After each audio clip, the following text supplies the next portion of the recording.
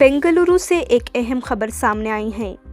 सुन्नी व शिया unity forum Bengaluru की जानिब से एक ताज़ियती अपील जारी की गई है, जिसमें कर्नाटक भर के मसाजिद से दरख्वास्त किया गया है कि वो दुनिया के बाअसर मजहबी और सियासी रहनुमा आयतुल्लाह खामनई के इंतकाल पर खुसूसी दुआओं का एहतमाम करें। फोरम की जानिब से ये पैगाम कर्नाटक की सुन्नी और शिया मसाजिद के सदूर और सेक्रेटरीज को भेजा गया है, जिसमें इनसे अपील की गई है कि आइंदा जुमा की नमाज के बाद खुसूसी दुआओं और मुनाजात का एहतमाम किया जाए।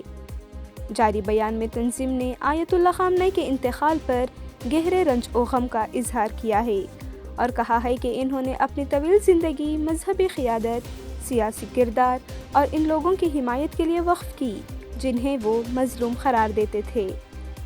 अपील में मसाजिद की इंतज़ामिया से कहा गया है कि वो मरहूम के लिए मग़फ़िरत और दर्जात की बुलंदी की दुआ करें।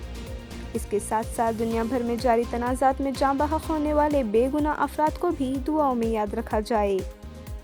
बयान में सुन्नी और शिया बरादरी के दरमियान इत्तेहाद पर भी जोर दिया गया है और बेंगलुरु समेत पूरे कर्नाटक के मुसलमानों से अपील की गई है कि वो इस गम के मौके पर मुत्तहिद होकर दुआओं में शरीक हों।